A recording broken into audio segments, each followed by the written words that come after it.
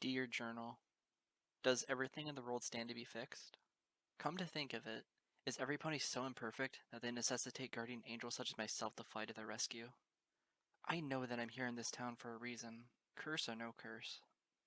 But is every facet of this reason up to me to decide? Am I a pawn or a master of this bizarre fate I've been forced to live through? Assuming that my destiny is designed by reason or fate suggests a perfect world. What, then, needs to be fixed in a world that is perfect? Would blemished things go out of the way and ask to be attended to? In attempting to find structure and order in my life, I've struggled to map out the rationality of everything that I observe. There is something noble to such a quest, but is such a quest also divine? There is nothing good about trying to force a pony or a thing to fly a certain way. I didn't always realize this. Such lessons have come close to burning me in the end. Luckily, I've come out of such endeavors with my limbs and mane intact. I could only wish the same about my sanity. Sometimes the most beautiful, most serene, most perfect things in life perform their dance in a drunken fashion. It may look funny from the outside, but then you realize the entire world is like a ship rocking in tempestuous seas. You can only get an even hoofing by floundering all over the place. Chaos and unpredictability are the most difficult dance moves of all, but once I've tasted those charmingly unique steps, it's difficult to waltz in any other fashion. And why would I try to? It's like the sound of one hoof clopping, or what your face looked like before your parents were foaled. Or you know what? Let's just get to the part where stuff happens. 5 days after my curse began, I was a smelly, sweaty mess. At least, that's what I imagined. I didn't want to hang around ponies long enough to see their disgusted expressions, or else I'd have run the risk of finding out just how far I had fallen. Besides, every time I witnessed a citizen's drawing blanks, and felt the cold of the curse kicking in, a little part of me died inside. It was the same little part of me that I was attempting to salvage ever since the day a kindly stallion talked me down from the edge of Ponyville's town hall building. With great courage, I explored my new life of imprisonment. All I had to my name was my golden lyre and a threadbare saddlebag full of pointless things. I carried several bits with me, of course, but almost all of them had disappeared in my first floundering attempts to buy food at restaurants or rent rooms at hotels, only to have amnesiac waiters and bellhops kick me out of such establishments in confused anger. So it was that I resorted to walking the streets of Ponyville alone, wandering aimlessly, lacking sleep and food and sanity. I tried to meditate on the stallion's words. I tried to construct a beacon of hope for me to follow in my mind. I was marching after the trailing fumes of a mad pony's lunatic dream, and yet it was hardly enough to fill my stomach. That's how I found myself rummaging through a trash can in the middle of the park, just northeast of Ponyville. I bit my lip as I fumbled through the shameful task, wondering how I had come to such a point of ugly desperation. Regardless, I had to press on. I had to find something to nourish me. I had to live for another day in that cold and forgetful world. And after that, then what? What was I aiming for? What was my goal in this nightmarish void of a town, where I couldn't afford food, a home, a friend, or a future? I couldn't think. I couldn't sleep. I couldn't smile. I couldn't. Nope, she said, her pink hooves dinging through her side of the trash can. I'm not seeing it either. I muttered at the thought. Then I realized that the voice didn't belong to my thoughts. It was way too chirpy. Blinking, I glanced up, only to have a pair of blue eyes brightly engulfing my emaciated reflection. Why would you toss in the trash can to begin with, silly? My eyes twitched. I felt part of my face convulsing as I ran a hoof through my frazzled mane. I gulped. I looked at the trash can, at my hooves, then back at the pink stranger who was leaning up against the container out of nowhere. She giggled with a snort. You look like a pony who needs help finding your voice. My voice? How could you lose your voice in the trash can anyways? She took a deep breath and shoved her fuzzy head neck deep in the receptacle. Her voice echoed. I usually keep mine in my throat, unless I'm singing, in which case I think it way better in other ponies' ears. Hey, you didn't lose an ear, did you? I hear some ponies that carry ears around. Ears of corn, that is. Say! She stuck her head back up. A banana peel and a soiled diaper formed a tiara atop her cranium. Is that why you don't talk? You're always yelling at crows so you can shoo them away from your cornrows on your farm. said I couldn't talk. Well, now I'm confused. Her face scrunched up as she tilted her head up in thought. The garbage collected on her cranium fell sloppily to the park's path as she scratched her chin. What pony in her good mind would want crows to eat up all her corn? Oh! She smiled wide. You're looking for a scarecrow, of course. But... She squinted down at the garbage can. How could you fit a scarecrow in here? Maybe you cut him up into tiny pieces. Turn him into scare flies. I think I need to be going. I winced and started to backtrot away. Hey! She reached her hoof out and held me in place. Don't be ashamed. You're not the only pony who likes to hide stuff all around the place in case of an emergency. She dashed towards the nearby tree and reached in a crook of branches. Take me, for example. She dashed back my way. Here, have a ball. I gasped as I found myself grasping a rubber spear in my starving hooves. What's this? Ponies used to think I was weird for leaving balls all around town. When I first met Rainbow Dash, I told her that before I got smart about it. I just came around my mouth. Then she started laughing for some reason. Considering how many of the athletic ponies bounced in her face, you'd think Dashy could relate. Hey, I know you. You do? I shuddered. Memories of arranging a surprise party for Twilight flashed through my head. Even colder memories being the only pony to remember that arrangement practically killed me. I had seen those blue eyes before. The look of joy on this pony's face was like a cold iceberg, dragging me down into the horrific depths of yesterday. Never mind. I really need to get going. You can have this trash can. Me in a trash can? Blech. Pinkie Pie made a face. Oh, what kind of fun party is that? I gave her a double take. I had been cold, hungry, and delirious. Suddenly, I was curious. Party? Do you remember? Of course I remember how to party. The day I got my cutie mark, I told myself, Pinkie, from here on out, you're gonna do two things every morning. You're gonna use the outhouse, and then throw parties. Well, needless to say, my family and I had to shampoo the carpet for a few years. So guess what my career choice was? No, I mean, do you remember me? I asked. From the other day, just before the summer sun celebration. Pinkie Pie giggled and rolled her eyes. Oh, girl, don't be silly. It's a celebration. I talked to all sorts of ponies before and after. It's because I'm setting up so much stuff, you see. So please forgive me if I forget your name. But, no. Wait, let me guess. Pinkie Pie scrunched her face up dramatically and thought. Minty. No? How about Sudsy? I kinda how shiny your mane is. No? Gato. Nah. Doesn't sound like you've ever been to Madrid. Ahem. I cleared my throat and muttered. It's Lyra. Heartstrings? She added. My breath left me. I gazed at her with quivering eyes. Oh, why, yes. I felt tears forming along the edges. Yes, it is. How? Well, if you're named Cheese Strings, then why would it look like you haven't had anything to eat in a while? She grasped me in a sisterly embrace.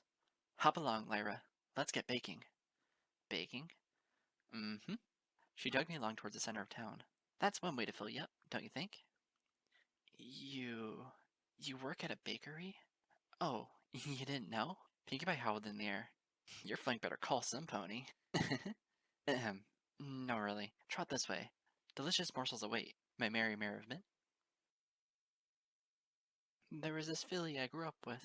She was younger than me, Pinkie Pie said. Sorta looked up to me, you know. We did our first work together, worked our way out of the rock fields. Things were good. We made the most of it. During horsewarming, we ran gingerbread into Tron Trot and made a fortune. As much as any pony. I loved her and trusted her. Later on, she had an idea to build a city out of a desert stopover for guards ponies on the way to Canterlot. That kid's name was Mare Green, and the city she invented was Lost Pegasus. This was a great pony. A pony of vision and guts. And there isn't even a plaque, or a signpost, or a statue of her in that town. Someone put a cupcake through her eye. No pony knows who gave the order. When I heard it, I wasn't angry. I knew Mare. I knew she was headstrong, talking loud, saying stupid things. So when she turned up all covered in frosting, I let it go, and I said to myself, this is the baking we've chosen. I didn't ask who gave the order, because it had nothing to do with baking. I fidgeted, wearing an apron. my forelimbs elbow deep in bread and cupcake mix. I stood in the center of the kitchen, sugar corner, delighted to be around so many warm ovens, but vexed to be at the awkward end of Pinkie's monologue. Why are you telling me all this? Come to think of it, I'm not so sure, but suddenly I want a banana daiquiri. A banana what? One of the nearby ovens produced a melodic ding. Ooh, first batch is done. Pinkie Pie clamped her teeth over an earth-pony mitten and slid the tray of warm cupcakes out. Mmm, you smell that? I love the smell of angel cake mix in the morning. But it's the afternoon. There you go getting all technical again. Pinkie Pie stifled a giggle. Baking should be about fun and sharing happiness. The best part of making these treats is thinking about who you're making them for. For instance, I'm always thinking of my friends when I bake frosted delights. That makes them all way better. In a way, you could say I bake a little bit of my friends into each of these cupcakes. She huffed a golden brown morsel to me. Here, have a bite. It's always best to sample a taste. That way you'll know whether or not to give your patrons helmets for the one-way trip to the land of exploding case buds. I gazed at the delicious, piping hot bread. My mouth watered. My vision turned hazy as my eyes glazed over. Only sample? I whimpered, until my mouth was suddenly full of toasted deliciousness. Mmm. Silly filly. Pinkie Pie smiled from the opposite end of the force feeding. This is your stuff. I gulped the warm bite down and cradled the remaining bit in my trembling hooves. My stuff? We're baking all this for you. You and me, she grinned wide. 'Cause you're my friend too. Something inside me clicked off. Or clicked on. I'm not exactly sure anymore. My senses were suddenly melting with sugary delight as I filled my empty stomach in a flash. Pinkie was lucky she didn't get her hoof bitten off. Oh, whoa! Holy smokes, the chimney on top! You enjoy your own hoofwork there, Mint Cheeks. I panted, gathering my breath and devouring the meal. Yes. I deliriously reeled in the happy sensation of having something edible inside my stomach. Most definitely hoof-forked over. Well, settle it for more, Philly, 'cause we got plenty more where that came from. She slid over several frosting dispensers and confectionery items. You work on the frosting. I'll make these things triple X. I gave her a double take. Excuse me? She snorted back a giggle and rattled a jar of rainbow-colored candies. Extra, extra, extra sprinkles! Oh. I gave a hollow laugh, and worked diligently on what was bound to be a horribly self-indulgent meal. But, of course, you're supposed to smile, Greenhoofs. After all, that's what really matters. Oh. I sat, hunched over on a bench along the far side of Sugar Cube Corner. Got a tummy ache? Pinkie Pie asked. I smiled drunkenly into the spinning corners of the room. In the best way. I felt the frosting-flavored belch rising up my throat and covered my mouth at the last second. Through thin eyes, I gazed across the table at Pinkie. I never thought I could down 6 cupcakes. You dainty thing, you. How? My brow furrowed with the severity of the Inquisition. How in Celestia's green earth could you possibly have swallowed 14? My grandma always told me that I have a stomach of a hydra, 'cause it was big enough to support 4 miles worth of meals. You don't say. I smiled thinly. Your grandmother sounds like a witty mare. Yeah, sadly. The old Granny Pie kicked the bucket. Aw. I gave her a look of pity. I'm sorry to hear that, Pinkie Pie. Was it old age? Nah, a wall fell on her. Oh, I blinked, fidgeted, and gazed around the place. That's... Hey! Pinkie Pie bounced up from her end of the table and grinned up at me. Want to see a stallion go limp? I blinked at her. I beg your pardon? And then I slapped him with my bare wings, Thundlion said proudly. Cloud Chaser and Flitter stood next to him, giggling and cheering. The sunset bathed them in a bright crimson as the afternoon came to a glittering end. Wow, that's spectacular, Flitter said, cooing.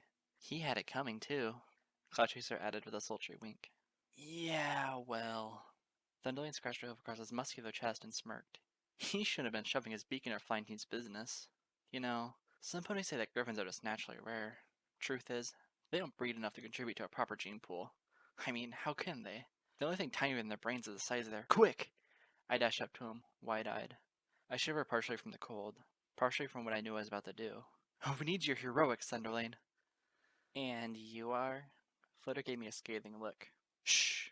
Thunderlane marched in between me and the fillies. You heard her. Looks like Sempony needs me to kick some flank again. He cleared his throat and stood in such a way to show off his wing muscles before the two girls. What seems to be the trouble, miss? Some pony spotted a squadron of changelings flying in from the west. Changelings?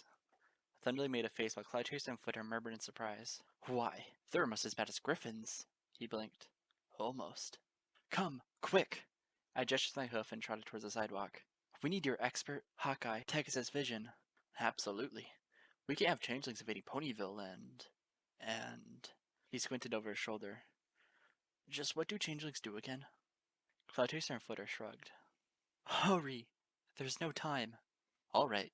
Thunderly marched after me. I led him to a conspicuously empty spot in the center of the town courtyard. Where are they? I don't see anything.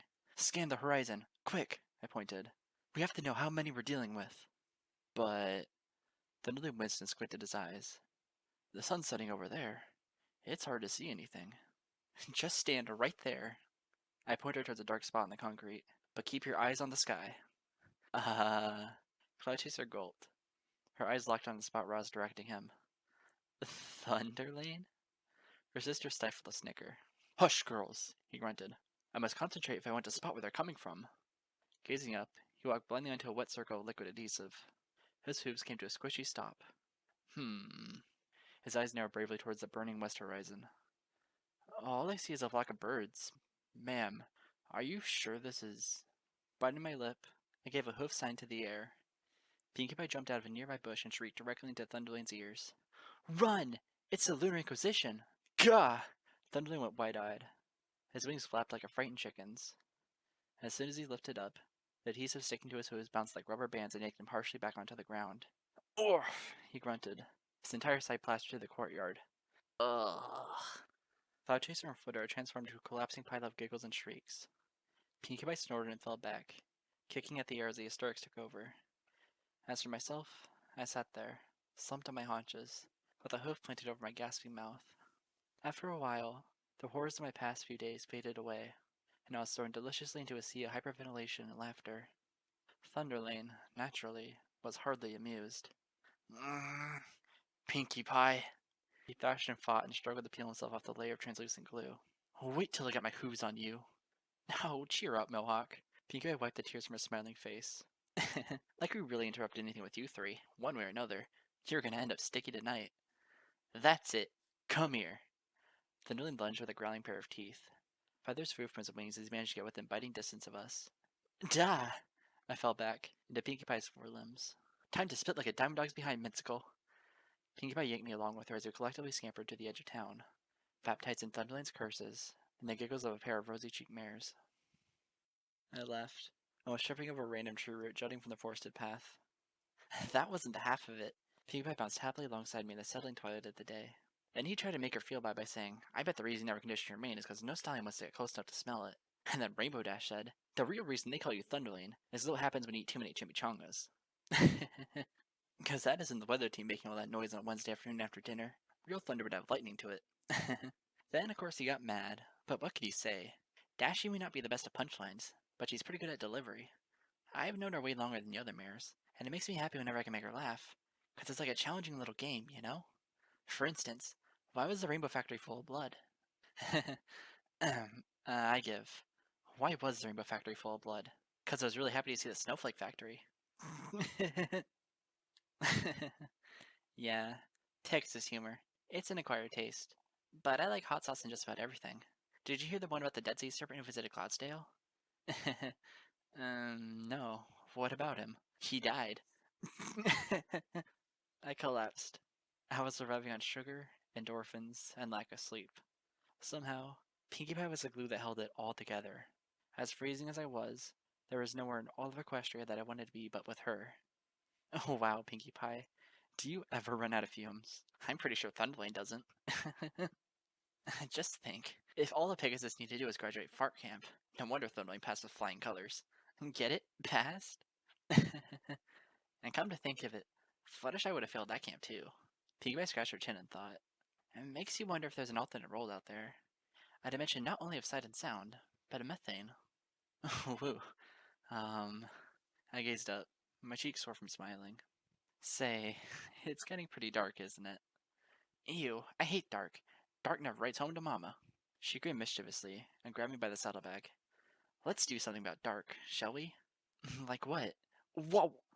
I gasped as I was yanked off towards the park, where we met several hours earlier. The next firework flew high into the air, scraped the starry sky, and then exploded overhead in a dazzling array of bright, sparkling colors. I gasped in delight from where I sat in the center of the field. Pinkie Pie, meanwhile, was jumping for joy and pumping a forelimb into the air. Booyah! Take that, Dark! You gigantic, expensive, philosophical ennui and loathing! She grinned at me like a wild horse while her teeth lit up in strobing reds, yellows, and blues. I don't care what Twilight says about nature. The old styling was full of it. As far as I'm concerned, the longer you stare into the abyss giggles into you. I smiled and huffed her another firework. I imagine you're a lot deeper than ponies give you credit for, Pinkie. I love deep dish pies, especially pumpkin. I wish it was fall already so I could add candy corn to sprinkles. What do you think? I think you're high. You know what else is high? Pinkie Pie gave a pyromaniacal smirk and let the fireworks fuse. Explosions! The rocket trolled skyward, banked a little to the north, and died in a flowery burst of bright golds and yellows. I let myself fall back into the grass. I basked in the darting streams of light and flame above me. The world was suddenly warm and delightful again. This was because all my fears had melted away. I hugged myself and squirmed back into the grass, delighting in the touch and texture of everything. Why had I let despair consume me so swiftly over the last couple of days? I should have known better. If only I'd been patient, calm, and serene, then this situation would have passed by a lot more smoothly. Of course this curse was only a passing thing. What else would it have been? The only permanent thing in this world was death, and Pinkie Pie taught me that I was anything but dead. It's funny, I said. Pinkie Pie giggled. You're gonna have to be a little more specific, Midmare. I rolled over and smiled at her in the glow of another bursting firework. I was so certain that no pony would remember me. Everything that happened after I met Nightmare Moon was so bleak and frightening. It's kind of scary to think how easily I would have given into hopelessness. But today, Pinkie Pie, today is one of the best days I've ever had. I owe it to you for showing me that all is not lost. Really? Pinkie Pie grinned as she lit another firework. You owe it all to me? Yes. Thank you so very much for bringing me back to my senses. I hugged myself tighter and closed my eyes with a contented smile. I can already see my mom and dad now. They must be worried sick about me. I should buy a ticket for the first train to Canada in the morning. Well, I'm glad you had a really good day today. Pinkie Pie's voice said over the hissing of a lit fuse. I really wish I had spent it with you. I giggled. But you did. And I couldn't be happier. I swear. It's like I can't stop smiling. Well, cool. I like making ponies smile. Especially ones I only just met. I felt my heart sinking. Something wasn't right. My eyes fluttered open while my brow furrowed in horror suspicion. Slowly, I sat up, utterly ignoring the bright burst of color above us. Wait a second. What? What exactly do you mean by only just met? You seem like a swell pony to hang out with, Mintstain. My lips hung open. I blinked several times and thus forth. Lyra, I gulped, then repeated. My name is Lyra. Heartstrings? I slowly nodded, squinting. Yeah. Well, if you were named Cheese Strings, then why would it look like you haven't had anything to eat in a while? But I did. We did. I gulped, the shivers doubling, tripling with each successive second like a fireworks above us. We baked cupcakes together. Remember? Cupcakes. Pinkie Pie practically drooled. I could so go for some of those right now, with extra, extra, extra sprinkles. Her blue eyes lit up as yet another passing thought bulleted through her brain. Hey, did you ever hear the story about Mayor Green? Wait, you... I shook my head and stood up. My breath was coming out in fervent little pants. You mean to tell me that you don't remember? Remember who? Mayor Green? Hey, what happens in Las Pegasus stays in Las Pegasus. But I'd never forget an old friend. Where else do you think I got stick a cupcake in my eye? No, I meant us. You and me. Don't you remember the cupcakes? Or pranking Thunderlane? Or a walk through the forest? Or coming here? Hey, Fireworks is always meant to be enjoyed in company. Pinkie beamed as she fired another one off. I'm sure as sugar happy you came along, or else I'd be awfully silly blowing up the night sky on my lonesome. She cooed at a burst of rainbow colors high above. Ooh, so flowery. You, this. I seethed and ran a hoof over my head, before practically pulling my mane out by the roots. My body quivered upon the breaking point. Finally, I squeaked. I gotta go. Huh? Pinkie flashed me a surprised glance. But you just got here. No. Don't you want to hang out and look at the pretty fireworks? No! I shouted, hissed, and fought a wave of sobs rising up my throat. I'm sorry, but I have to go. Don't be such a sporty pants, Minty. It's Lyra, I retorted, practically whimpering. Heartstrings? She remarked, and I realized that she was merely looking at my cutie mark. She smiled as timelessly as ever. 'Cause if you're named Cheese Strings, then why would it look like you haven't anything to eat? And hey, where are you going? I was running away, galloping away. I flew straight into the forest, blind and numb. The world was a labyrinth of shadows and invisible frost all around me. In every blink, I saw the dark gaze of Nightmare Moon. I saw bright pony faces looking through me. I saw Mom and Dad's faces fading away, and my sobbing voice was flailing in a desperate attempt to pull them back. I couldn't believe how stupid I had been. Of all the ponies in Ponyville that could have befriended me that day, it was the village's narrow-minded jester. I wanted to scream. I wanted to break something. I wanted to roll over in the dirt and die. It so happens that I did none of those things. My panic sprint through the forest had exhausted me. I found what I felt was an inconspicuous place and collapsed there, warmed by my tears. When morning came, I discovered I was inside an abandoned barn. My lonesomeness would have consumed me, hadn't a local farm filly happened to trot by and discover the sound of my voice, and changed my life forever. Several weeks passed since that first meeting with Pinkie Pie, and I earned more than just a saddlebag attached to my name. Desperate afternoons of playing my lyre in the middle of town had proven fruitful. In spite of my curse, I had been able to earn many bits. Many bits meant plentiful food, good hygiene, decent shelter, though it was a flimsy thing. I was thankful nonetheless for the tent I had pitched beside the abandoned barn on the north edge of town. I had plans for something far more permanent, of course, but I needed to take things one hoof step at a time. I had just recently discovered the meaning behind the music that was stuck in my head every morning. It turns out that Princess Luna, the same soul that Nightmare Moon had been anchored to, was a composer of ancient music, and somehow my mind had stumbled upon a nearly forgotten instrumental called Prelude to Shadows. When I had finally written the notes down and performed the piece in full, there was an unexpected psychological effect. The lights all around me had become magnified, and my spirit was assailed with a great feeling of paranoia and anxiety. I almost wish I had a way to log all the sensations I was feeling, but I was too busy being confronted with something else just as startling. It would seem that just after Prelude to Shadows had been performed, a new tune had taken its place. I was as frightened as I was mystified, and suddenly my imprisonment in that town took on a whole new meaning. It had been over a month since I had become trapped in Ponyville, and I was just starting to get used to my situation. This wasn't a time to let myself become frightened. I had to keep my cool. I still had hopes of seeing my family again someday, and for all I knew, these mysterious instrumentals could have been the key to unlocking something. One thing at a time, I murmured. It was a relatively mundane phrase, but a helpful one nonetheless. Adjusting the collar of my hoodie, I got up from my sleeping bag, slipped my saddlebag on, turned around, and zipped open the door flap to my tent. A baby alligator flew straight into my face. I collapsed into the dirt outside, wrestling furiously with a puny reptile. As I rolled several times over in the soil, I heard a pitter-patter of galloping hooves rushing towards me. No! No! Bad Gummy! Get off the mare! Get off the mare! I felt a pair of forelimbs tugging at the alligator's scaly hide. With an obnoxious popping sound, the thing was removed from my cranium. I spat from where I had sat on the ground.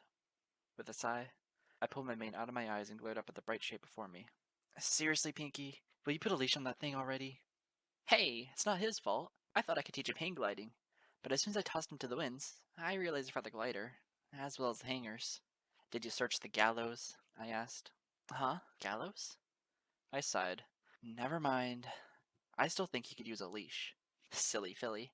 How can a reptile hang glide with a leash? She smiled and cuddled the wall-eyed alligator to her bright cheeks. Good morning, by the way. Sorry about the whole alligator in the face thing. I sighed and slowly stood up, dusting myself off. I didn't know what I was more angry about. The fact that this was the 10th time such a thing happened, or the fact that I still wasn't prepared for it. In a lot of ways, this curse had forced me to take the repetition of maniacal ponies like Pinkie for granted. Don't mention it. Just try to be more careful, Pinkie, I grumbled. There are far more ponies around town than you think, and tossing an alligator around randomly is likely to get more than just Gummy in trouble. Yeah, well, I figured that once his teeth grow out, I'll try tossing ponies at him for a change. She paused, blinked, then glanced at me. Hey, how come you know my name anyhow? I've never met you before. I sighed and tried explaining. It's because... Pinkie Pie then reminded me that there was no need to explain things with her, because you seem like a pony is worth knowing. I look at you and I instantly want to have mint sherbet. Yes, that's nice. Sherbet. I have to go, Pinkie, I groaned. I zipped my tent shut from the outside and tightened the saddlebag around me. There's this new song I'm composing, and I need to visit the town library for some help with. How come you live in a tent? 'Cause if the tent lived inside of me, I'd need a zipper for my mouth, don't you think? I knew that would make her giggle. I hoped it was enough to keep her occupied as I made a hasty retreat. This morning, however, she paused halfway through rolling in the dirt with her laughter. Hey, the library! That reminds me, I'm baking muffins for Twilight. I could use a helping hoof. I shuddered. I tried each and every day to forget about the first time I took her up on her offer to bake anything. It had been several weeks since our day together, and already I was trying to become a stronger pony. A better pony.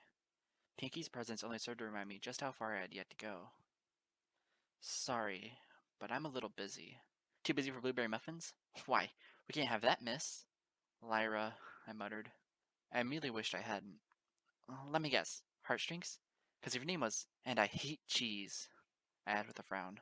Almost as much as I hate. I blinked, then squinted. Now what are you doing? She was balanced on one hoof, her head utterly inverted. Has anyone ever told you that I look like a cutie mark upside down? It looks like a tiny cartoon ghost from an arcade game. It does not, I barked. I blinked. I gazed curiously back at my flank. Anywho, Pinkie Pie was suddenly bouncing past me with a small green reptile biting down on her flailing tail. If you don't want to bake, then I can't force you. Non-consensual muffin making is the worst kind of muffin making. I should know. Mrs. Cake forced me to listen to Tori Hamos all the time. I was blinking, reeling from exuberant randomness echoing in both of my ears. Next time I toss Gummy around, I'll make sure he grows wings first, or at least web toes. Pinkie, wait. I reached a hoof towards her. I winced from what I was about to do. The day that lay before me was dissolving with each successive blink of contemplation, threatening to lose whatever musical progress I had long planned on making. The fact was that I'd become intensely curious about Pinkie all of a sudden. I'm not entirely sure what had impacted me. Maybe it was the delicious lengths to which her smiling cheeks stretched. Maybe it was the twinkle in her eyes that never went away, no matter how gloomy those days could stand being so many times in a row. Whatever was the case, the music in my head seemed a great deal less obtainable. And there Pinkie Pie was. She was very real, standing within hoof's length, grinning at me, smelling of balloons and cake batter. My life had become a strange prison, framed by accidents, abridged by happenstance. There, bouncing in front of me, I had what could only be an opportunity to seize every bitter inch of my predicament and sum it all up with a smile, even if I had to steal that smile. I've changed my mind, my vocal cords eventually forced through. I would love to do some baking with you. Really? Somehow, in a span of 2 seconds, she had blurred back to smile point blank in my face. You mean it? Yeah, I gulped. Why not? Let's get to it before I change my mind again. What's the hurry? I haven't begun my morning rounds through town. Morning rounds? Oh, come on, she giggled and motioned me to follow her down the path. Who doesn't enjoy a walk in the sun? Hop along, Spira. Lyra. Whatever. Move your flank, green spleen. Then after insulting me bake lemon cakes, he asked me if I wanted to go visit Nuzzer's Lane atop the hill overlooking Ponyville. Pinkie Pie made a face as she led me through the busy heart of Ponyville. I mean, really. Can you imagine the mendacity of a stallion like that? I think the word you're looking for is audacity, I said. And so what if you didn't like one thing that you baked? Perhaps you should have given him a second chance, Pinkie. Believe it or not, food isn't always the way to a stallion's stomach. Whatever. Pinkie smiled at me mid-trot. That's the last time I ever let Brady try to matchmake for me. Oh, darling. You and Pokey Pierce would make the most exquisite pair. Yeah, right. I swear, if somebody put the two of us onto a ship, an iceberg better hit us. I smiled momentarily. Well, I'm glad you respect yourself enough to at least admit such. Unlike what popular culture wants us to think, we mares are not all bound to be hopeless romantics. I nearly ran into a tulip being held right in front of me. Good morning to you, Angel, said a charming voice, attached to a charming face, framed with soft blue eyes, a spheric mane, and a handsome smile.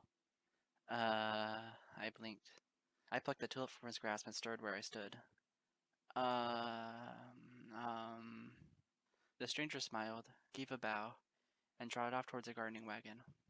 What's his deal? Pinkie said with a blank expression. I glanced at him, at the tulip, then cleared my throat. I felt my cheeks burning as I tossed the flower away, while no pony was looking. I have no idea. We both marched ahead, during which I discovered the strength to speak to her evenly. Tell me, Pinkie. Does it bother you that I'm a stranger? No more than it would bother me for your manticore. Isn't that kind of a dangerous philosophy to live by? Who lives by philosophies, really? She unpleasantly as a bouncing trot led us towards the heart of Ponyville. At least with baking, you know you can feed some pony. She turned and waved at a bearded stallion. Hey, Ace, how's the tennis elbow? I continued. 'Cause you can never know if a stranger might mean you ill will, or just remember, you have 3 more elbows where that came from. Pinkie shouted towards the stallion with a giggle. So don't give up on the dream. His voice chuckled in the distance. Pinkie, I frowned. Are you listening to a word I'm... Hey, Cheerly, how's the students blooming? Like an onion? A passing mare smiled at us. Just as delightfully as ever, Miss Pie. Good. Let me know when you're enrolling at kindergarten again. I could sure use a nap right about now. Pinkie smiled my way. Cheerly is best pony. Don't you agree? Do you ever juggle less than 3 conversations at a given time? I asked her. Whoops. She smiled nervously. Sorry, Lyra. And what are you sorry about? I see a pony who's not smiling, and I just dive right in, you know? She waved once more towards the random crowd. Hey, Stethoscotes. Did the showmare from Winnipeg ever write you back? A passing, yellow stallion glanced over and blushed. Who? What? He crashed smack dab into an apple cart. Ouch! Dang it! Pinkie winked at me and whispered, That one gets distracted too easily. He's not the only one. I stared firmly into her eyes. Don't you think that life is too fragile and important to take everything in levity? What if something bad happens? And the last thing ponies around you want to do is smile. What do you do then? Are you even prepared for that, Pinkie? Ugh, is this a lecture? Pinkie Pie snickered. Mr. Cake is giving me those all the time. Or at least I think he is. It's hard to tell when he's serious or not. You ever see that neck of his? I swear, he's 1/3 giraffe. I just think that, at your age and with the part you play in Ponyville's social structure, you could stand to be a little more, because giraffes used to live all the way requested for a chance at Puddinghead's pilgrimage to the Central Valley. Disease is a sad thing, isn't it? Oh, whatever. As long as they're happy with their casinos today. Pinkie, would it kill you to pay some attention? Not half as much as it'd, give birth to you to stop being so serious. She snorted, then grinned at me. Seriously, Leela, you're starting to sound like a robot butterfly. She gave me a golden tulip. Here, you drop this. I did a double take, being awkwardly reacquainted with the gentle cultish gesture. I felt my cheeks burning once again as I stopped dead in my tracks. How, where? Don't get too far behind, Pinkie Pie shouted from where she was bouncing towards the entrance to Sugar Cube Corner. I know this isn't running at Lyra, but we've got some muffins to get to. Hurry up. She bumped into a winged figure. Oh, whoops. Sorry about that. Muffin emergency. A copper Pegasus grunted as she trotted past us. Friggin' earth ponies. I swear to Entropa. I placed the tulip behind my ear and trotted for the bakery. Suddenly, I skidded to a stop. On a jolting heartbeat, I spun and glanced behind me. The Pegasus had done the same, her amber eyes squinting at me from beneath a jet-black mane. For a few seconds we absorbed into each other's gazes. With a mutual shrug, we parted ways. Well, I adjusted my hoodie and marched into Sheep Corner under a wave of cold. Can't get any more awkward than that. And that's how I learned what poo-poo platter really means, Pinkie said, giggling over bowls of muffin mix in the middle of Sheep Corner's kitchen. Whew, I'll tell you what, after the banquet, Princess Celestia almost decided that was the summer sun celebration of Manhattan instead. I still don't know how Her Majesty managed to brush her teeth so well since. I sighed long and hard, trying to hold my luncheon as I prepared the blueberries. Well, you learn something new every day. I gulped and fought the urge to retch. Most ponies, at least. Hey, not everything's black and white. What's that supposed to mean, Miss Pie? I don't know. Same up Cho Mall and I'm willing to bet. Every time I think you've almost made sense, you've only lost me more and more. That's just what makes you the perfect straight mare. The perfect straight what? You know, like Stallion and Ollie. Lewis and Martine. Abbott and Costello. She winked at me while she stirred the bowl of mix. One of us is goofy, and the other one is straight-faced. It'll make tons of ponies laugh when we hove out these muffins. We'll be the next big hit. Sooner than you know it, they'll call us Heartflakin' Sweets. Somehow I think that's already taken, I muttered. Cheer up. As much as I want other ponies to giggle, I just hope I find a way to make you smile too. Miss. For once, her speech trailed off, and her mouth hung open upon the precipice of confusion. I glanced up at her. I stood up straight. What? What is it? She bit her lip, blushing. I'm told I drop links a lot. I'm just not used to feeling it when it happens. You don't know my name, do you? I asked, leaning forward eagerly. You've forgotten me. Just now? Well, I came here, 2 big muffins, and you... Freeze! I shouted. Several dozen blueberries fell to the tile floor as I leaned forward through the cold and grasped shoulders. Stop right there. Think hard, Miss Pie. I'm trying to remember your... Don't try, I exclaimed. I gulped and asked in a gentle voice. I just need you to describe it. Describe what? I bit my lip and murmured. What are you feeling right now? What is this curse doing to you? Curse? Doesn't it strike you weird that you're standing in the presence of a pony you don't recall ever having met before? I asked her, searching her eyes for the meaning to something that had been troubling me for several restless nights in a row. Do you get the feeling that though my face and voice is utterly new to your mind, I'm somehow familiar? I've somehow spoken to you before? Or is it all a total blur? I feel... Please, I whispered, my voice wavering painfully. I gazed at her even harder. This is very important to me. I need to know what's happening to you. I need to know why things are the way they are. Pinkie Pie's eyes thinned as she breathlessly searched the lengths of the ceiling, like an introspective pony might search the cavernous lengths of her anxious soul. I feel like... Yes, I breathed. Pinkie Pie blinked, then smiled wide. I feel like adding pistachios. My ears drooped immediately. Pistachios, I droned. Yepperoni. She must have me and grabbed a pair of nuts from a high shelf. Blueberries. Ha! Only bored caterers use fruits and fruits alone in a recipe. Ponyville is gritty farming town. I need to toss something crunchy into the mix. Besides, what are the odds of any pony really being allergic to Miss Pie? I almost snarled at her. I blocked her return path to the bacon counter. Who am I? Oh, really pretty, she winked. I like your mane, delicious. She brushed past me while opening the jar with her teeth. Now hold me the blueberries, pretty plebe. I'm trying to be serious. I plucked the jar from her hooves. Something extraordinary has happened here. Ew! I grimaced while shaking the accumulated drool off my hoof.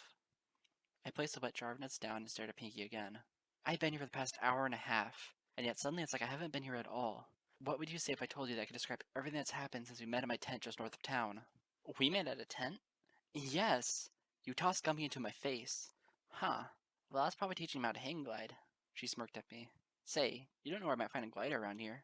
Or some hangers. Pinkie. I grasped her shoulders and almost yelled. This is not about you, me, and Gummy. Pfft, duh. 2's company. 3's a crowd. Doesn't it bother you that you don't even know my name? So? What's in a name? Everything. I'm Lyra Heartstrings. You don't say. Pinkie grinned wide. 'Cause if your name was, I swear, if you so much as mention cheese again, I'm going to. Your pony looks like she could learn a thing or two about baking muffins. Pinkie giggled. Isn't that enough? No, I barked. It's not enough. We are defined as much by who we are as by the things we do. What do you call this? Your big Lyra theory? Stop playing my words off like an ordinary show tune. I followed her around as she wandered aimlessly about the kitchen, grabbing even more ingredients. How would you like it if every pony around you suddenly forgot your name? I'd have a hard time getting at dance clubs. For real. I tossed my rolls and frowned at her. Wouldn't it bother you? Wouldn't it make you feel as if a huge piece of you is missing? Wouldn't it make you wonder what happened to have stripped you of so much? Silly Lyra. This isn't Candlelight Court. Not every pony wears clothes. Ugh, I face-huffed. Pinkie. Nice hoodie, by the way. She returned to the counter and resumed stirring. Who would have guessed you're a total flankster? You would have guessed nothing, I said. You don't know a thing about me. You're smart, well-read, have a thing for music, and like to lecture a lot. I paused, blinking. Pinkie Pie giggled. Oh, please. Mother Nature doesn't give us cutie marks at random. That's like playing dice with the universe. Didn't Einstein say something about that? You think that's all you need to get to know a pony? I said in a monotone voice. I gestured towards my flank. You see a cutie mark and guess that I'm a musician, and somehow that's enough to go by? Well, she motioned towards my flank. The golden harp certainly doesn't mean you study anthropology, now does it? Ugh, Pinkie. I guess so long as you update on a regular basis, no pony can tell the difference. At least humor me with this, I said, gesturing for emphasis. Say your name out loud, and tell me it doesn't do something to your spirit to just hear it. What, my full name? Certainly. Pinkie Pie gazed up at the ceiling, tonguing the inside of her mouth. Pinkie Mina Diane Pie. She paused, her eyes narrowing. Then she shook her head. Nah, just as boring as ever. I blinked crookedly at her. Yes? Something wrong? No. It's just that... I pointed, lingered, then sighed. Forget it. I slumped lethargically against the counter. I don't know why I bother. Cheer up, girl. I don't understand what all this stress is about. So what's in a name? My parents almost named me Surprise. That probably would have been cool, because then every time I threw a pony a surprise party, I'd always be celebrating myself just a teensy bit as well. But then I realized, I do that anyways. So what's it matter what a pony is called in the long run? At least a poo-poo platter has an important name, right? Well, not as much as the smell. Hey, let's finish this up. Before I'd be wasting me bacon, huh? Pistachios? Fluttershy smiled and gazed over the counter at us. Oh, why, Pinkie, this is absolutely delicious. I'm tempted to bring some home so my little squirrelsies can have a bite. Would you terribly mind if I did that? Hey! These muffins have become free by following Winnie Wallace's charge across the A-Strings Bridge, Pinkie Pie exclaimed. Take as many as you like, girl. Go forth and spread the good word of blueberries and pistachios in every forest. And if a squirrel turns you away, dust off your horseshoes and go to the next cluster of trees. I swear. Do you ever hear yourself sometimes? Ew. The last time I put my mouth up to a microphone, the only good thing that came out was saliva. She waved to Fluttershy as she marched off, becoming one of the colorful cloud of munching ponies across the heart of Sugarcube Corner. Singing is only pretty when it's natural, so I never planned to do it. You never planned to do a lot of things, I'm thinking. Fluttershy's different. The Pegasus who was here just now? Pinkie Pie pointed the yellow blur in my peripheral vision. I swear, she should totally lead the chorus. It's funny, because a lot of my friends say that we got the same voice. I don't hear it myself. Do you hear it? Ahem. Do, re, mi, fa. I planted a hoof over her mouth. Sounds good set up with a glare. I've heard enough, Pinkie Pie. You're a sweet, amusing, delightful mare, but I can't help but feel as if you're hopeless. Hoof, she remarked. I removed my hoof. She shook her face, flexed her lips, and uttered, I don't know about you, but I feel pretty happy. Feeling happy and being happy are two different things. Ew, she gave me a disgusted look. Since when? Since the cosmic matriarch bestowed her holy breath upon the four corners of this realm and ascended to the cosmos, what's it matter? I tossed my hooves and stood up. A pony's soul is never at ease, I mean truly at ease, until he or she is lucid of his or her place in the universal order of things. Is this the part where you ask if I read Dianetics? Pinkie Pie, don't you ever value the past or future?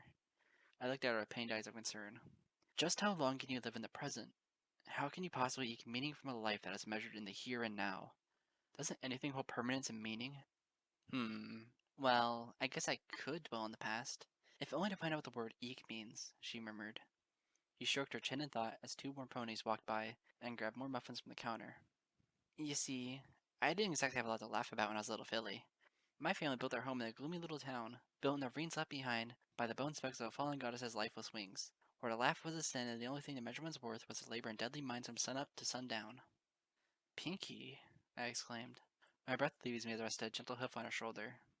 I had no idea. Did you really? She snorted and pounded the counter.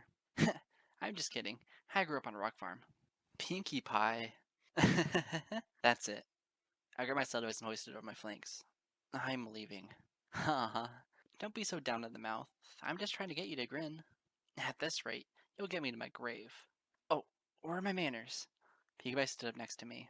Of course. You're probably going to be paid for helping with the muffins. I'm afraid only Mrs. and Mr. Cake handle the bits around here, but maybe like a parting gift. She reached behind the counter and grabbed a purple stuffed hippo. Plushy? Miss Pie, I most assuredly do not want any plushies. Not now, not ever. Alright, plushies are so yesterday. Ooh. She runs behind the counter. You seem like a clever pony. Here, have a book. She tossed a tome of thick binding into my grasp. I briefly juggled it, then flung it open. After a few page flips, I gazed dully at her. All the pages are blank. So, start a journal. You can write, can't you? Why would I need a... I paused in mid-speech.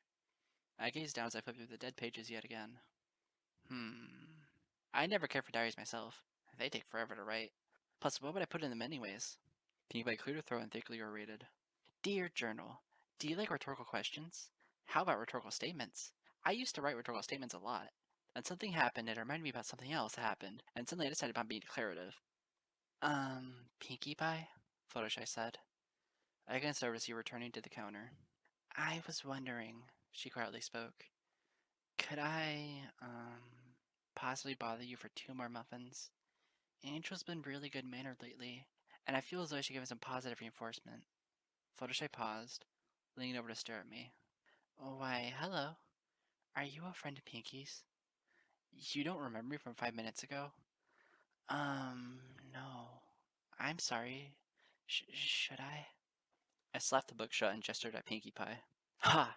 There! You see? Who? Fluttershy? She forgot me. She forgot her wings that were attached to her sides. No offense, Fluttershy. None taken. Nice slippers you said forgot me last week, by the way. He's starting to work on his dance step. Oh, really? Fluttershy's feathers fluttered as she smiled wide. I'd love to visit one of his ballet recitals. Yep, it's a world worth living in when an alligator gets in touch with his feminine side. Pinkie, you. Pinkie looked up at me. Hello, you. Hey, nice book. Oh dear, Celestia, I seethed, my teeth chattering through a sudden chill. Did you forget me again, too? Pinkie Pie blinked, then smiled. Heartstrings? 'Cause if your name Cheese Strings, yeah, goodbye. I'd like some cheese, Fluttershy said. No pony asked you. I tripped over the counter in my hurry to leave. Ah! Looks like Gummy's the only one who needs to learn ballet. 2 voices began giggling, and it made me all the more furious that I suddenly couldn't tell them apart. The sun was setting by the time I stormed back to my tent. I fumbled with the zipper, cursing under my breath. When I finally opened the flap, I tossed myself in like a sack of potatoes wrapped in a stone-gray hoodie. I lay across my sleeping bag, sighing, basking in the toastiness of a dying summer day. I didn't realize I was hugging something to my chest until I felt the urge to look at it. It was a blank journal. Ugh, wasted my whole day, I swear to Celestia. I tossed the empty book towards the far end of the tent and turned over. A stretch of flaxen mane hair fell over my eyes as I gazed blankly into space. I should have spent that day figuring out what was this new tune that had become stuck in my head. I should have worked on unlocking this curse, figuring out how to make a more sturdy home to live in, earning myself more bits. Anything but what I actually did spend the entire day doing. She isn't one of your peoples, is she, Moondancer? The world was cold and silent. Of course it was. I shivered slightly, pulling the hood over my horn and hugging my forelimbs to my chest. As my breath came out in tiny vapors, I went over the images of the day's events in my head.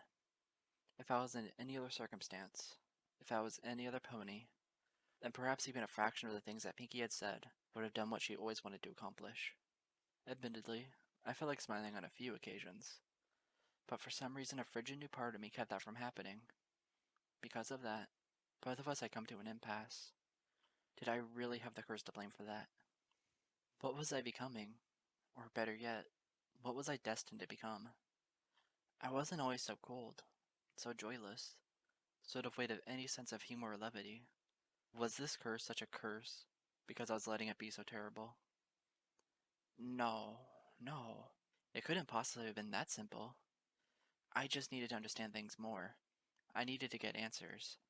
If I could understand Pinkie Pie, then maybe, just maybe, I could understand everything else as well. There was nothing harder to unlock than randomness. After all, I was dying to know how a pony could live forever in the present, for I realized that I too may soon have to adjust to such an existence. So, groaning, I turned over and did something I would never have predicted. I lifted the blank journal in my grasp. I opened to the first page. Then, telekinetically grabbing a pen that I previously used only to write music down on paper sheets, I began taking notes. Then those notes turned into outlines. Then those outlines turned into narratives.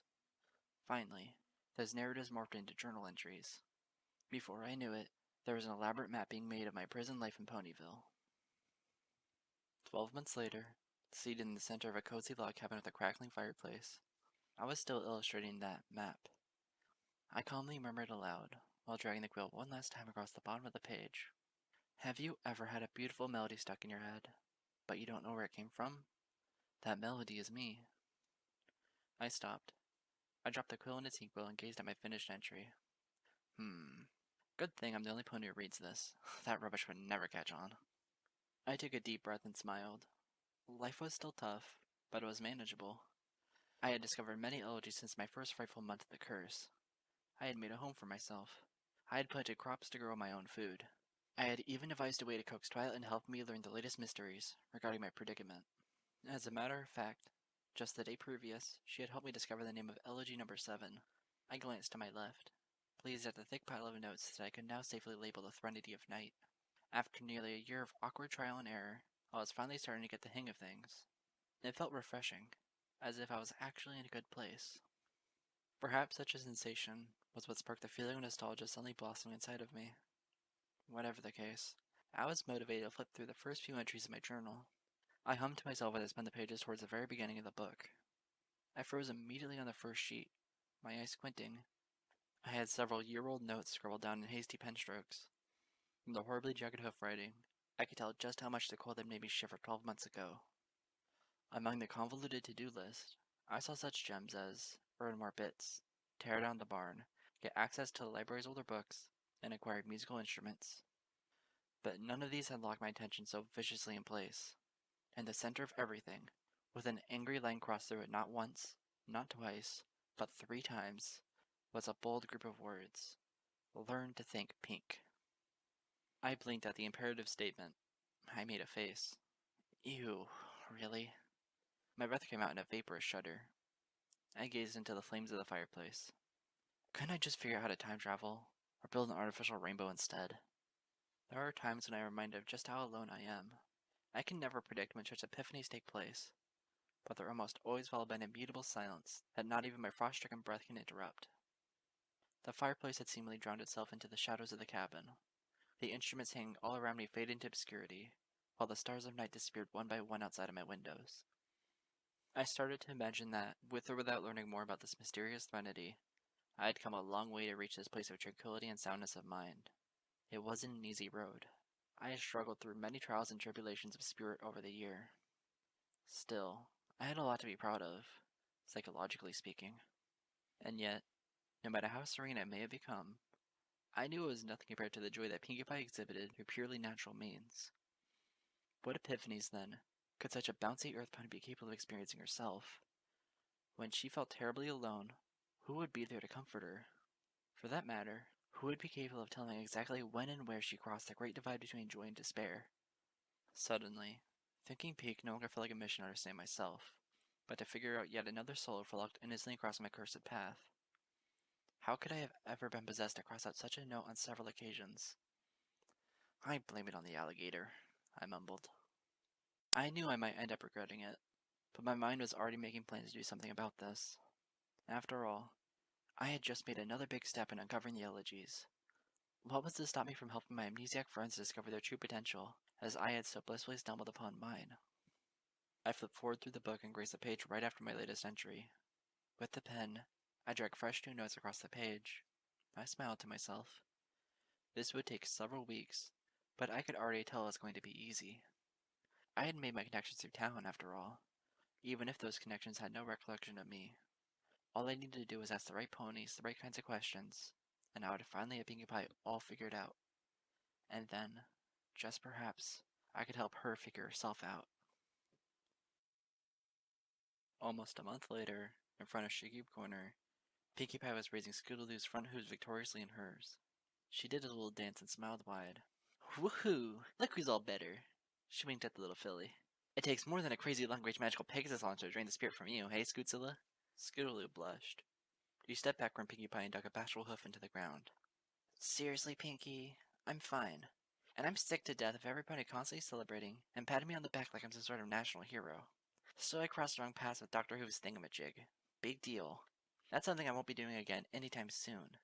The Milky White will certainly see to that. Milky White sounds like she used a tall, cold bottle of sarsaparilla down her gullet. She could use something inside her, alright. Huh? Oh, you hear that? Skulu gestured a hoof behind her. Sounds like Sweetbelle singing. I should go and do stuff. Crusader stuff. Over there. Not right here with you. Okie dokie dokie. Pinkie Pie innocently waved the galloping filly onwards. Go forth and smite talents in Cutie Mark's holy name. She turned to look at me with a smile. This one time, I talked about the Cutie Mark Crusaders in front of a bunch of zebras on a pilgrimage to the east. Bad idea. She began giggling, then stopped to blink fixedly on me. Oh, hi there. I'm Pinkie Pie. Who are you? And why do I feel like I should suddenly avoid the topic of cheese? Well, I guess there's hope yet, I said with a smile.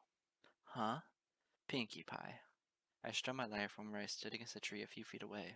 Several close conversations with our close friends have prepared me for this, as well as many nights spent poetically combining heartfelt words with the knowledge I'd accumulated about our family and place of foaling. Have you ever had a beautiful melody stuck in your head, but you don't know where it came from or what it's supposed to mean?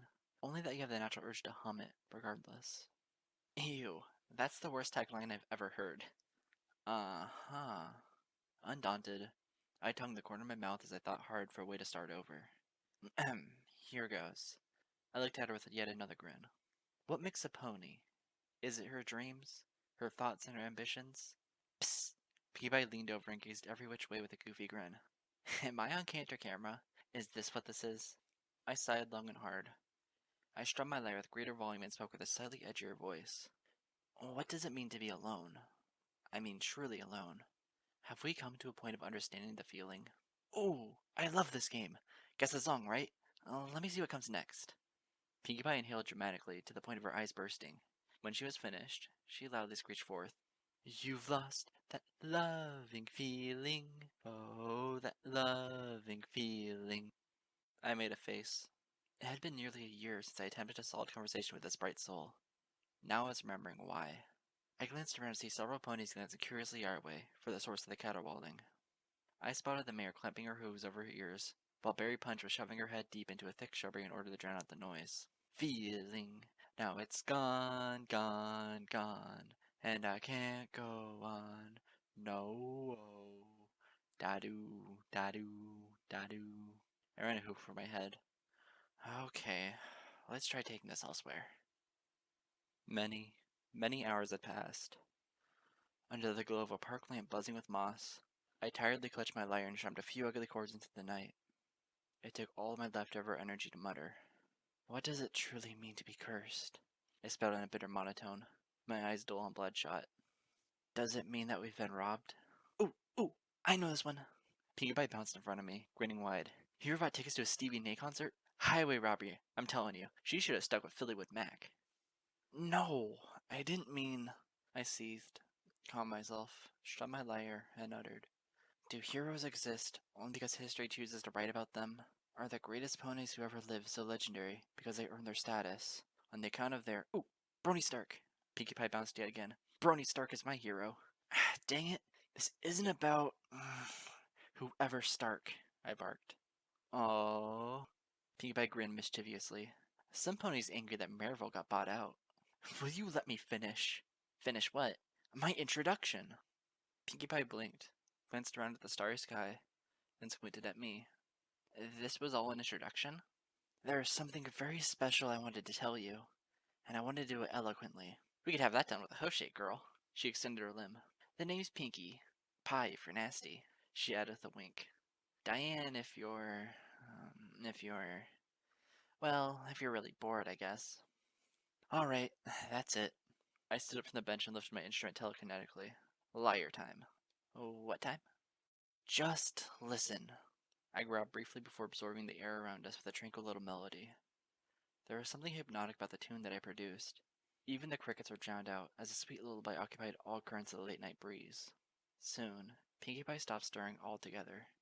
She gazed at me, her blue eyes locked on my lyre, as I played each gentle chord one by one. With each progressive bar, the earth pony's jaw dropped more and more, so that their teeth shone with as much brilliance as the moon overhead. Finally, I finished, and I stared at her quietly, patiently, in the ensuing silence. That, she murmured in an unearthly breath. That, it's a simple folk song, I said in a calm voice. It's customarily sung to children before bed. Not many fools in Ponyville have heard it, though. That's because it's not a song that hails from these parts of Equestria. You see, I've done my research. Apparently it's a song that originates from a region to the northwest of here, where many colonies have formed around quarries and rock farms. You wouldn't happen to know of any ponies who are familiar with the tune, would you? Pinkie's voice wavered. Her eyes were locked on the dirt path below us as she gulped and stammered. My mother, she used to sing it to me. She ran a shaking hoof through her fluffy mane. She used to sing a lot of things to me. But she stopped, didn't she? I gazed at her cautiously as I stepped closer. Was it because you grew up, Miss Pye? Slowly, sadly, Pinkie shook her head. I squatted down beside her. Was it... I gazed gently into her face. Was it because you decided to leave your family, to move on to better things? She bit her lip pensively. Again, her head shook. Pinkie, I placed a hoof on her shoulder. Did you have a choice when you moved to Ponyville? I... Shh. I smiled comfortingly at her. It's okay. You don't have to hide behind endless smiles any longer. I'm not hiding, she briefly hissed. Pinkie Pie, there's a time and a place for everything. Don't let any pony make you think that smiling is the only way to feel, to release.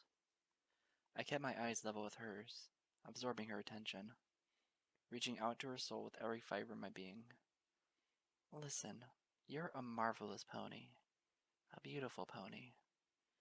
You have so much talent to do so many things. Need they be stifled with a life that is spent entirely on the whimsical mediocrity of the moment? You have the strength and charisma to move mountains, Miss Pye. Where you're pleasantly blowing up balloons and tossing streamers around, you could instead be building a house for yourself and moving out on your own. You don't have to hold yourself up in the Cake family's attic.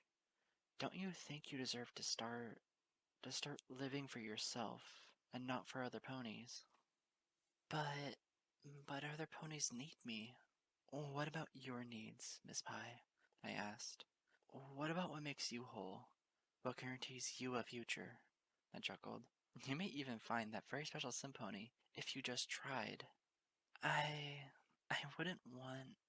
She started to grimace, as if on the edge of something so painful that her face couldn't register an expression to sum it up. I wouldn't want to repeat what? What your family did to you? I gently stroked her cheek as I saw her eyes turning wet and glossy. Pinkie, listen to me. It's not your fault. She gritted her teeth. She started to sniffle. It's not your fault, Pinkie. What they did to you? To kick you out. I shook my head with an angelic smile. What they did was wrong, but you have it within you to grow up where they couldn't help out. You can start a family of your own. A family to be proud of. For your friends to be proud of. Tell me, what is it that you truly want in life? She gasped, her lungs heaving. Moisture doubled and tripled along her eyes. I... I leaned forward. Yes? What? She sneezed into my face. Gah! I fell back on my flank. Sweet loon on a bicycle. Woo! She rubbed her nose and smiled plain as day. I want hay fever to end. What about you? Ugh, blech. Tooey. I wiped my face clean and squinted up at her. Hay fever? Annoying as all get out, isn't it? Oh, and about my family and stuff. She bounced around me. They kicked me out because Gummy made a mess on the carpet for the 10th time in a row. Gummy? Wow, if I knew any better, I'd imagine you could fill that last breath of yours with a lot of ellipses. Your family kicked you out because of a baby alligator defecating on your rug? At least I think that's what they're called. Last time Twilight tried to give me a lesson in grammar, her thesaurus caught on fire. I'm still not sure how that happened. I think Spike saw Brady passing by the window and, well, at least my math is good. You mean that all of this, all of you being here, all of... I gnashed my teeth and jumped up. No! That doesn't explain anything. It doesn't? She blinked awkwardly. No, it does not, I snarled in her face. It doesn't explain why you're always happy. It doesn't explain why you never think about the past or the future. It doesn't explain why you're perfectly okay with forgetting who I am and still treating me as if I'm not cursed. It doesn't explain. Oh, whoa there. Pinkie frowned and waved two of her forelimbs strongly. Whoa. Hold on to your horses. I stared at her, shivering in anger. She looked back at me, glanced through the corner of her eyes, and smiled steadily. Oh, what were we talking about again? Grrr. Could we talk about chocolate fudge instead? I've always wanted to talk about chocolate fudge in the middle of the night under a lone street lamp. There's always seemed something deliciously naughty about it. Hey, where are you going? Home. Because at least I had the decency to build one. I snarled over my shoulder as I stumbled away. Some ponies like to rise above themselves, you know. Come on! We could still have a pleasant introduction, you said in a sing-songy voice. It's not like you're a perfect stranger trying to motivate me into taking a huge step into philosophical change of character by simply sharing a simple melody. Come back! She plopped down on her haunches.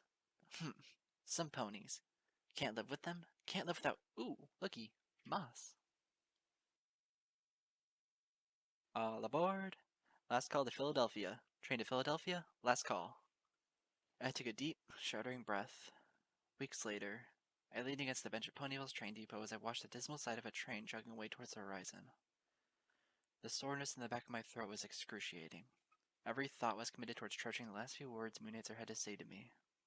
Even still, every part of me ached as I hardened those memories, for I soon realized that those memories were all that I would ever have to cherish her with.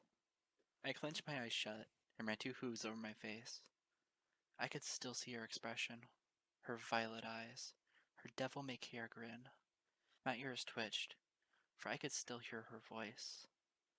Only, it wasn't hers. It was... Oh, woo! Why do trains have to be such steampunks? I winced, gulping. I opened my misty eyes and looked to my side. Uh-huh. You can get it? Pinkie Pie smiled at me. She had an empty tray balanced on her back. 'Cause they're big, meanie punks still have the steam they blow out of their stacks. She snorted back a giggle and pointed towards the horizon. Train humor. I guess only locals get it. I don't know why, but I laughed.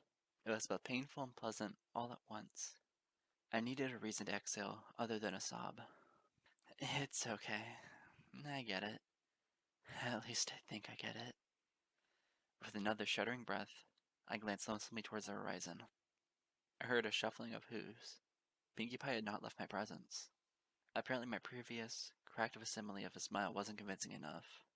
I just came all the way back from delivering the depot master a mountain of Mr. Cake's best cinnamon danishes, and boy are my wings tired. But... I gulped, and murmured her away. But you don't have any wings, Pinkie Pie. I know. They took off and checked themselves in at the Honey Pot Inn. It was the only hotel in town that didn't have feathers in the pillows. Get it? I got it. It was a horrible joke, but I got it. My eyes began to well up with tears as I smiled for smiling's sake. I had just witnessed my past dissolve, and Twilight Sparkle's future crumble. And suddenly all that mattered was a pitifully happy now. I felt silly. I felt weak. I even felt stupid. But somehow, I felt right. You're something else, Pinkie. I heard my voice whimper as I gazed towards the horizon one last time. I could no longer see Moondancer's train, and that was what hurt the most. A sharp gas escaped my body as I hugged my shivering self. I knew I was ready to collapse. If I moved a single muscle, every part of me would shatter. I didn't want any pony to see, and yet I didn't know what else to do. Thankfully, Pinkie was doing the thinking for both of us. Or perhaps not the thinking, but the feeling. I heard the clatter of the tray being put down as she squatted on the bench behind me. If I didn't know better, she said in a very calm voice, I'd say some pony could use some company. I gulped hard as a tear ran down my face. I smiled halfway towards her, my voice squeaking in gratitude. Yes, Pinkie. I think she could. I sniffled again, but Pinkie paid no mind to it. She was too busy chattering forth. Did you ever hear the one with the horse who walked into a bar? No. I sniffed and ran a hoof through my mane. Oh, what about him? He said ouch. I managed, my breath coming out in sharp palpitations. fixed so painful but very warm smile. Oh, well, that was dumb of him. Uh-huh. You hear about the philosopher who tried to cross the road? No. Why did she try to cross the road? To figure out why she tried to cross the road. That's awful. Isn't it, though? Mm-hmm. I leaned back, delighted by warmth and presence. Got any more? Sure. What goes up white but comes down yellow and white? I give. What? Beats me, but you stink at juggling. I got a million of them. Ooh, I know. Here's a doozy. Okay, so this one time at rock camp. And that's when I got Octavia and the rest of the musicians helped me with a song and dance number, Pinkie proudly exclaimed. Another month, another afternoon, and another giggling breath had brought me there to the center of Ponyville. I'm telling you, I mopped up the floor of that gala with all my dance moves. Too bad Fluttershy had heard the stampede of garden animals into the ballroom and turned the party on its head. Say, that reminds me, does the rabies shot hurt? Tony's been lecturing about it ever since he came back a few weeks ago. Perhaps it would be in your best interest, friend Pinkie. Sakura Winston sidestepped away from her. To bring the issue to Nurse Redheart immediately. Why? Does she need a shot too? I should tell her about Berry Punch, because that mayor's always talking about taking shots. Say, that reminds me, Sakura. As Zebras come from a desert land, why are they always talking in rhyme? Wouldn't they get extra thirsty? I tapped her pink shoulder. Pinkie blinked. My shoulder is talking to me. She spun around and looked at me with wide eyes. Oh, hi. Her face scrunched up adorably in thought. Something, cheese is bad, right? You're just the mayor I'm looking for, I said with a smile. She raised an eyebrow. I am? She is? Sakura remarked. Upon the receiving end of my prolonged stare, the shaman fidgeted before nervously blurting, Showbiz! With a wave of her hoof, she made a swift exit. Ahem. I turned back to Pinkie Pie. I desperately need you for a very important mission. A mission fraught with much uncertainty and cake frosting. Oh, well, Pinkie made a confused face, realizing that she wasn't used to making confused faces. I definitely can do one of those things. I'm willing to bet you can do both. I tugged her along as I marched the two of us towards Sugar Cube Corner. Let's make haste. Oh, okay. Ah! But. She hobbled awkwardly after me. Oh, what's the occasion? Oh, what are we doing? Who are you? Happy to see you. Isn't that enough? Uh, Okie dokie Loki. She put on her best smile and stumbled to keep up with my skipping hooves.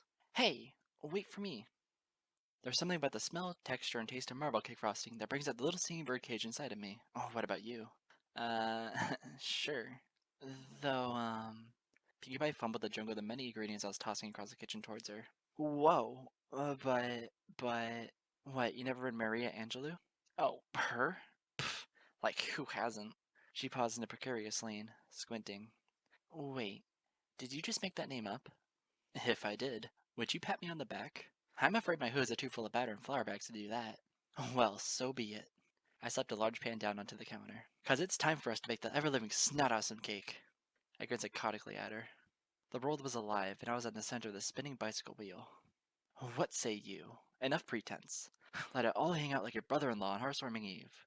Let's kick sprinkles and chew gumdrops, and not plan the funeral until the whole sad world has somehow forgotten to enjoy the taste of both of them. Oh, well, hey, that sounds like fun. I think. Don't think, just bake. Whew, Celestia, it's good to be alive, don't you think? But I thought I wasn't supposed to think. She gazed up at me, panting from the weight of all the ingredients she was balancing. Oh, we're just baking, remember? Miss Pie, to bake is to live, is to weep, is to laugh, is to dance, is to bake. I dare you somewhere in that abomination of a sense to find an infinitive worth splitting. Oh, really? I wouldn't dare. That's the spirit. Now hand me the damn old baking soda already. Sure thing, but if I may ask, she squinted at me sideways. Why are you in such a good mood? Ha! I cackled as I began the infernal process of making the greatest cake in the history of Equestria. You of all fillies would ask me that. I winked sideways at her. Ebb and flow, Miss Pie. Ebb and flow. I'm a little rusty when it comes to my rivers. Not all of us can afford to be cheerful all the time, I explained. For some of us, it comes in little bursts, because of specific occasions. Only then do we understand what it means to be the embodiment of a spirit, or the skeletal structure of a felicitous dream. All this time, I've tried to understand you. I realize that I can never pretend to be you. I can only be myself, as happy as I'll ever be, because that's what's worth being when the chance presents itself, and it is definitely presenting itself today. Tell me, Miss Pie, Have you ever heard of Mr. Alabaster Comahoof? Who? I rest my case. I set the white container down, and the flower therein. Ahem. I am so happy today, Miss Pie, because I recently did a lot of reading, and in doing so, I learned something. Oh yeah? Like? I learned that there are only 10. 10 what? 10 elegies. I said in a warm breath as I rummaged through the baking tools she was setting down. It may seem like nothing, but it's a road home, and a beautiful road at that. I don't get it. If all you need is a road to get home, why not just dig your way? Some things are only possible when they're graceful. I glanced aside at her with a teeth-glinting grin. Care to dance with me? Whoa, whoa! Yeesh! Watch it! Pinkie Pie winced and squeaked, dancing left and right of me as I levitated a huge, wobbling cake down the center of Ponyville. Careful. Oh geez, oh geez. I just know you're gonna drop it. After the 4 solid hours we spent hammering this masterpiece of vanilla mint into the world of the living, I glared back at her in mid-trot. The glowing, floating cake teetered in midair between us. Miss Pie, I'm surprised that you remembered me this long. I'll remember you forever if you let this go to waste. She whimpered as she tilted herself from side to side, eager to catch the thing at a moment's sneeze. It cost you 30 bits for Mr. and Mrs. Cake to let us bake this thing. I don't want to ruin it. Ruin what? We're having fun, aren't we? I gestured towards the horizon. Go long! Ah! She dove dramatically forward, only to have to catch nothing. I was still levitating the cake with me. You scare too easily. That's 'cause you get freaky too easily. Pinkie Pie briefly frowned. What's your deal? Cake is serious business. You think I'm lying? Not at all. But the game doesn't go on for long. After all, we've reached our destination. Huh? Pinkie Pie glanced at the door to the apartment we had just stumbled upon. We're delivering the cake here? Yeah, that's a problem. Well, no. I just think the pony has enough sweets as it is. Truth be told, Sugar Corner's always kind of had a teeny tiny friendly rivalry going on with her. Well, consider this a step forward in diplomacy. Here. I set the huge weight of the cake on her backside. Oof! Her legs wobbled as she struggled to balance the thing. She cast me an incredulous look. Me? You want me to give it to her? Absolutely, I said with a pleasant smile. The thing about this gift is that it only stays a gift if I remain anonymous. Anonymous? Pinkie Pie sweated and strained. You mean like what they say about William Flankspear? Not exactly, Pinkie. Let me just ring the doorbell. After I did so, I gasped. Oh, shoot! I almost forgot. What? What? She panicked, showing me to the cake's enormous girth. I pulled a tiny velvet bag out of my hoodie's pouch and hung it by a golden string to the edge of the cake pan. That makes it all complete. I knew there had to be a cherry on top. Oh, hush, I said. There was a shadow at the door, and I gasped. Oh, here she comes. Try and look happy and cute. Hey, those... I can do. Indubitably. I darted off to hide behind a thick row of bushes. I gazed through the afternoon sunlight, watching as the door opened up and a cream-colored earth pony marched out. Pinkie Pie? Oh, hi there, Bonbon, Pinkie wheezed. I'd sing a happy surprise afternoon fun cake song, but, well... Oh, you poor thing. Bonbon leaned over and used her shoulder to bear part of the weight. Here, let's put that down so you can speak. Inside. Uh-huh. Inside your apartment. You... You mean this enormous thing is for me? Bonbon giggled confusedly. Why, I'll have to put it on the far side of the house to keep from melting on account of my ovens. Don't thank me. I'm not the pony of the hour. Oh? Who's responsible for this treat? Piggy helped place the cake down inside the atrium of her house. Ooh. Anonymous. Bonbon raised an eyebrow. Anonymous? Yeah. Creepy, huh? Sounds like a bunch of lurkers to me. And did this anonymous pony give a reason to why I'm bestowed with such a big delight? I don't know, but he or she did leave a pouch. A pouch? Bonbon turned and glanced down at the pan of the dessert item. Oh my. Isn't this interesting? Is that a bag you recognize? I should say so. It's Stallion Grad tradition. Most ponies where I hail from give each other gifts in little velvet pouches like this. Oh wow, Bonbon. I had no idea you were from Stallion Grad. Oh well, I would think as such. She murmured as she lifted the tiny velvet purse in her hooves and pulled loose the gold string. It's not something I tell many ponies. As a matter of fact, it's taken several years for me to adopt a new accent since moving to Ponyville. Her voice trailed off as a breath left her. Pinkie Pie squinted. I don't get it. Is something wrong? No, hardly. These. She covered her mouth with a hoof, then reached into the bag to grasp a cluster of shiny, glittering spears. These are street marbles. Every filly where I was foaled played with these at a young age. They're they're fashioned out of the same rock that forms the walls of our city. And and her nostrils flared and a squeaking cry left her throat. Dear Celestia, it even smells like it. Like what? Bonbon's face tightened into a bittersweet sob. Like home. She sniffled and bit her lip as a fragile smile graced her features. Oh, Pinkie Pie, how long it's been since I've heard the sweet anthems of that majestic city, since I've listened to my family singing along. And gee, I always heard bad stories about Stalingrad and thought it wasn't exactly a happy place. That's the thing about happiness. Bonbon shuddered as a tear rolled down her cheek. It springs from nothingness. It squeezes out of the barren, most unlikely of places. And there's so much warmth to be had, even at my age, after all the years that gone by. She escaped a sob only by chuckling. Looking up at Pinkie Pie, she smiled with glittering, moist eyes. Please, I must know who this pony is. Who could appear so many walls to have blessed me so? Pinkie Pie squirmed where she stood. I wish I could, but no, it's okay. Bonbon choked and smiled once more. I understand, and it's a sweet gift. Such a sweet gift. It's like they knew. Somehow, they knew exactly what I needed. She shuddered long and hard, then all but tackled Pinkie Pie with a warm embrace. But I still gotta hug some pony. Pinkie Pie gasped upon the receiving end of the hug. She ultimately giggled and hugged her back. Well, I'm happy that you're so happy because some pony was happy to make you happy and not unhappy. We are precious things in a precious world, Pinkie, Bonbon said in a wavering voice. Her tongue twisted slightly, so that words came out momentarily with foreign inflections. She covered up with a clearing of her throat, and a gentle smile she leaned back from her fluffy mane friend. I hope you never forget that, because I know I won't. She giggled and wiped her cheek dry. And I know I'll absolutely be loving this cake. So don't think that you didn't have a hoof in all of this. I thank you, Pinkie. I thank you from the bottom of my heart. Hey, Pinkie Pie waved back as she trotted out of the house. No problem. Good luck, playing candies and baking marbles. I mean, I know what you mean, Pinkie.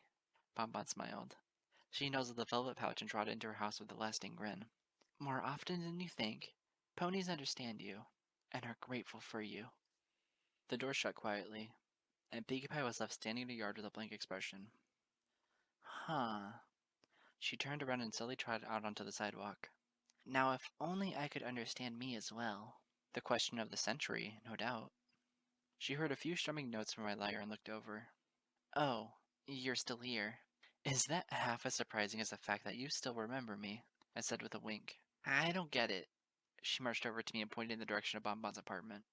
Why did it have to be so Animaniacs? Anonymous. Gesundheit. Seriously, though. You? Pinkie? Serious? Hey, believe it or not, I'm smart enough to know when I'm being made fun of. I strummed a few more chords and smiled pleasantly at her. Don't sell yourself short, Pinkie. You have the mind of a scholar, the voice of a philosopher, and the heart of an angel. I'd give it all just for you to have the voice of a bullhorn. Very well. I paused my instrumentation to point at the apartment. There you have a pony who, from the utter kindness of her heart, once did something very special for a stranger, when there was no promise for a reward in return. Little did you know that she did exactly what that stranger needed at that one moment in time. I found it amazing that a mare like her could have been so capable of doing something so kind for a soul she didn't even know. But then, it dawned on me that she was hardly the first example. Oh? Tell me, what pony in Ponyville is the utter example of kindness, a shiny beacon of joy and generosity, and an infectious spirit of levity all at once, without needing explanation for all of those marvelous traits. Pinkie Pie stood where she stood before bestowing me a sheepish smile. Can I take the physical challenge? It's you, Pinkie Pie. You are the living embodiment of happiness. You exist just so that felicity itself may exist. If it was possible for a spirit of rapture to have a soul, you would be the vessel. With all of your bounciness, your delicious absurdities, your attention and lack of attention to detail all at once, your utter you-ness that makes up, well, you. Oh, you are complimenting me, right? I would hope so. Oh, cool. Can I blush now? I winked. Be my guest. She turned a brighter shade of pink as she gazed towards the sky with an adorable snicker. Ahem. Really, though. I just like it when other ponies smile. Like Bonbon there. You think what just happened made her day? Heck, it just made my week. I only wished I could be better at it. You don't realize how happy it makes me to hear that. To hear what? That you know that you stand to improve yourself, I said. That you're aware of your gifts, and that you plan to make them even greater. Because that's what makes you and I alike. We're trying to become better ponies, even if one of us appears to have everything together so perfectly. And I must admit, Pinkie, you've had my envy for a long time. I have? I slowly nodded. I strummed on the lyre gently as I dripped forth. The way you could live in the moment without seeming to care about the ills or dangers of the world.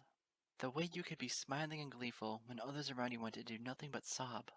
The way you could be annoying and not know it, so that when other ponies look back on the moment that they met you, they can only do what you've always wanted them to do from the beginning. They can only smile. Because that's what you've become, Pinkie Pie. You're a smile that keeps on going. That's something that's more than a passing expression. That's something immortal. Something that isn't bound by either the past or the present. Something that I would greatly like to master. For someday I may too end up nothing more than an idea. And if I must find a way to deal with that, I wish to do so happily. With a smile, and not with a sob. Pinkie Pie gazed at me long and hard. Her lips curved ever so slightly. I look at you, and I don't think I quite understand everything that's coming out of your mouth. Still, all I want to do is grin. Does that help things any? I slowly nodded. It does. And after 15 long months of trying to figure out one of life's biggest mysteries, I think a huge chunk of my mind and my heart can finally relax and laugh. Musicians like you always know how to knock it out of the park, huh? She bounced past me, gleefully uttering, Keep on with your lyrical musings, Madam Mint. One day, they'll throw you flowers. I smiled after as she bounded towards the center of town like a bright pink ball. I let loose the longest, most succulent breath of my life. I don't get it.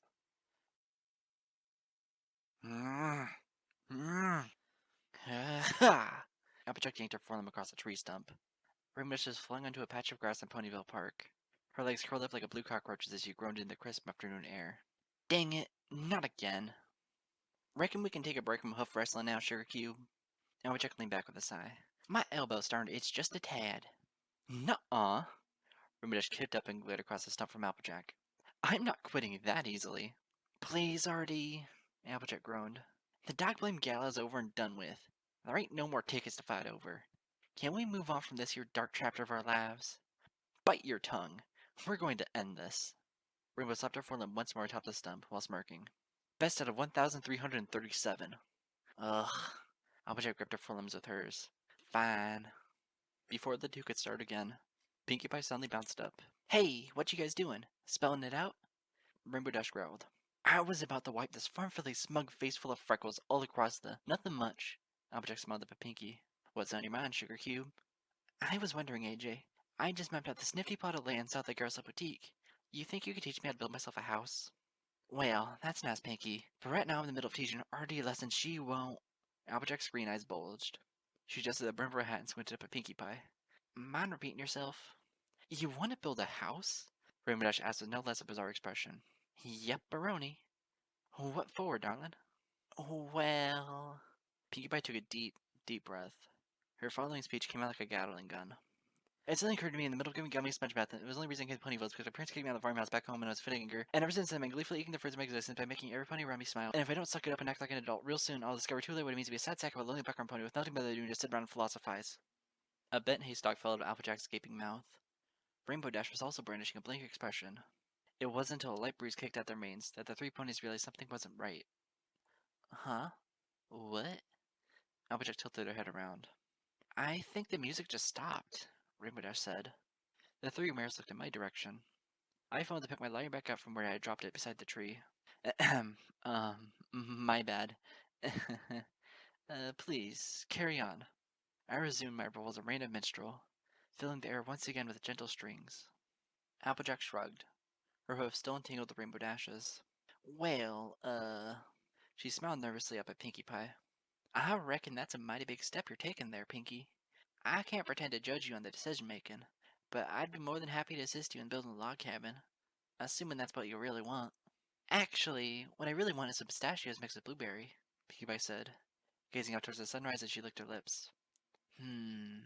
After a pause, she blinked and cleared her throat. And a log cabin, that too. I think it's about time I lived on my own.